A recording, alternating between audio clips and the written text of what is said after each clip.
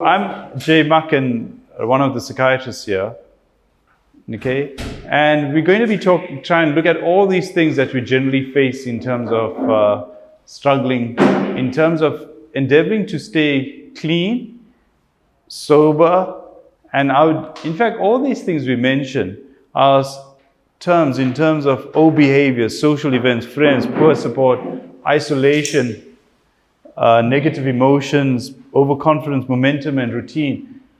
They're also factors that determine whether we all are successful in life.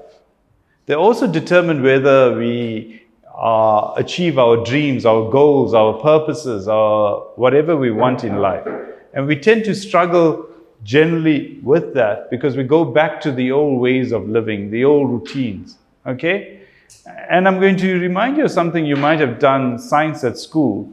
And one of the examples you did was along the lines of some electron that goes to higher levels of energy. All right? I'm not expecting you to remember the details of the science you did, but it was about, they call it valency levels, about that electron going to higher levels. And what allowed that electron to go to higher energy levels was the fact that it actually got more energy. All right? And it allowed it to play at a different level. And this is what you and I are endeavoring to do. While being here, your energy levels might have changed. You've got more energy, you got more structure, you got more routine, you probably got comfortable, confident in this way of life. But the problem is, you and I are concerned when we go out there, the old triggers will come back and we will relapse and we will fall back into our old routines and the way the brain was wired. Now, very interestingly, is that we human beings are like part of a tribe. And the tribe we belong to back in the day was probably called ethnic tribes, cultural tribes, geographical tribes. But in this day and age, the tribes that we belong to are very different as we find as we're going along.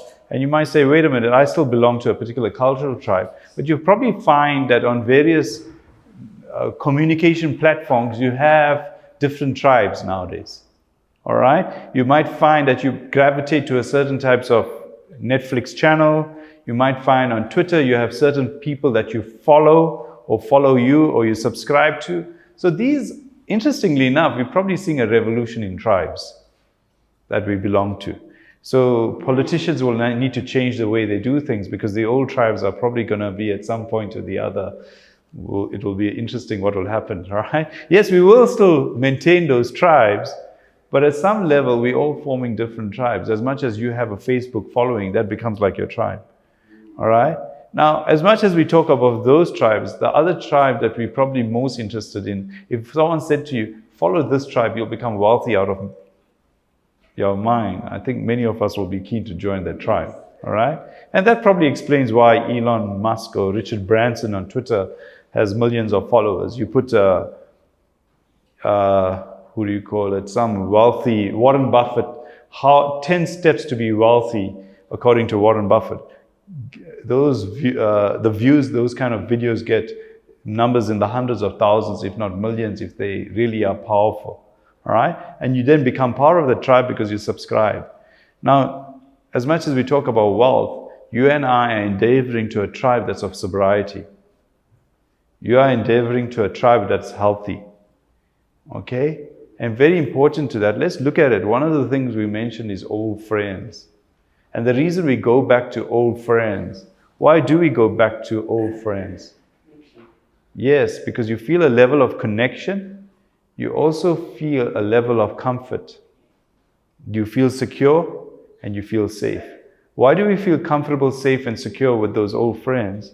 Because they know how you rock, as we call it. They know how you roll. They know you. Okay? They accept you, and this is very important. They accept you for the good you are and the bad you are, the wrong and the right, the happy and the sad. The problem is if that old group of friends ends up being toxic, that means it takes you to a negative space.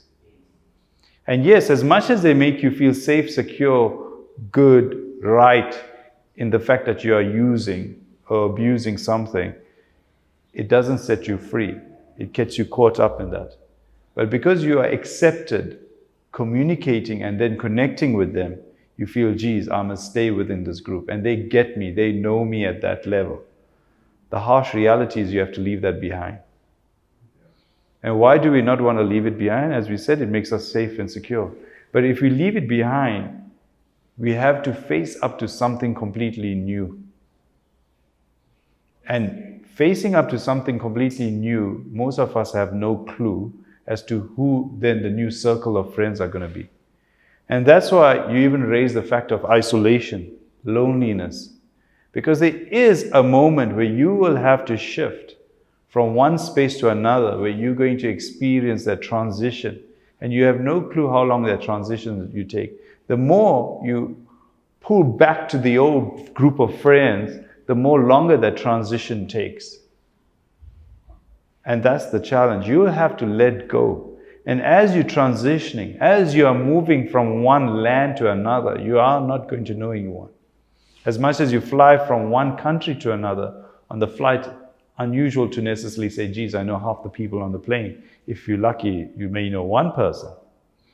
All right? But the transition is going to be challenging. The transition here is not a plane as such. It's a transition in life. And then when you get to the new group of people, the challenge is then fitting in and belonging. And it may be a completely new group who don't get you, and they've been playing their game for a long time. And that's where the temptation is to go back to the old friends who get you at all levels. But you know it's a step back into the abysses, I might call it that, into the depths of sometimes depression, into the using again. But you have to transition. And you have to see yourself, you got to make it fun and exciting, because when we face new challenges, what's the biggest emotion we face? What's the most obvious? Fear, yeah. So what you have to do, rather than seeing it as fearful, you have to get excited about it. You got to get energized about it. It reminds me of sometimes speaking to people who've made a success of their lives. And you ask them, because there was generally transition. There definitely is transition in their lives. Not many of us, most of us in this world have not grown up with a silver spoon in our mouth so that you kind of, okay. All right? And the transition could have been when you left high school to go to university. You have to usually leave a town, sometimes the city, and go to another city to pursue that which you're studying. Yes, there's nervousness and anticipation. But if you're excited and energized about it, and you see it as a new beginning, it will fill you with energy. It will invigorate you. And you have to get excited and energized. And the harsh reality, the words we're using is, or the compassionate reality is, you have to fit in, because there's going to be a new way of thinking and speaking. Whereas previously, what you did on a Saturday night was obvious to the old group you might have hung out with. Now you have to find out a whole new way of doing things on a Saturday night. I mean, the whole new group may want to be in bed by 10 o'clock. All right? Whereas the old group, you're lucky if you got to bed on Sunday at 10 o'clock in the morning. And sometimes some of us only didn't even bother getting to bed. It was about getting to work at 8 o'clock on Monday morning. All right? You're going to make fast changes, because that group that's going to say, hey, let's do 10 o'clock on a Saturday night, means they probably want to get up early on a Sunday morning and do crazy things in our mind, like exercise, go to church, all right, go for classes, meet up for breakfast. I mean, geez, when last did you do a Sunday morning breakfast? Huh? Things like that. Start the day early. I mean, weekends, start the day early. These are the things that will be more challenging. And yes, it would be easy, like getting up my son this morning for school this morning was a bit of a challenge, rolling over, because it's comfortable, safe. The bed is it was getting cold this morning. The bed was the most warmest place on earth, so you want to stick around. So it's going to be where your mind's going to say to you, stick around, it's safe, it's secure, comfortable, because your mind, that's what it looks for. I want to just be safe, secure, and comfortable. But to break free of that is going to be challenging. But you make that your new norm. You make that your new go-to zone. And you have to get excited and energized, and you will have to transition. And what will happen? What you will find happen?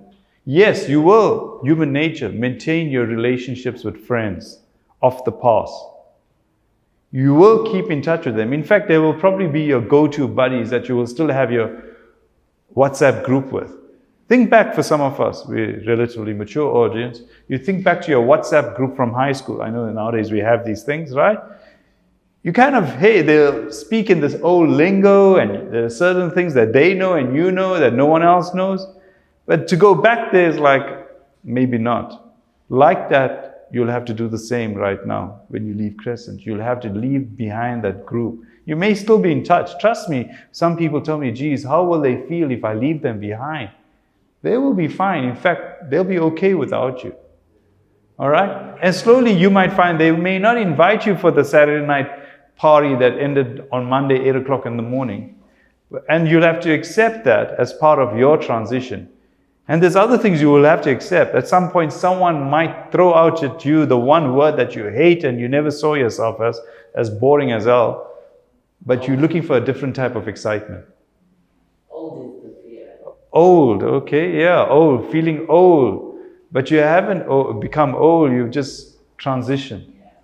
There's other things you want to achieve in life. We can't be still the 18-year-old life of the party, or as much as we endeavor to be the 28-year-old life of the party. Because if you're 38, 48 life of the party, it's a bit weird that the 48-year-old's coming up with the weird lines and dancing on the table, right? Because they probably think this person's going to fall over and have a heart attack, right? Right? Okay? And there's other obligations, and one will use the word responsibilities that life takes on. Because then you are looking for not being the life of the party, you're trying to be the life of your lives, of the years. You can't just be living from one party to the next, one binge to the next, one night to the next. It has to be, what are you doing for the rest of your life? And once you transition and you meet a new group, you'll find a different value set, a different cultural set. And what will that mean is that as much as people in the party sense,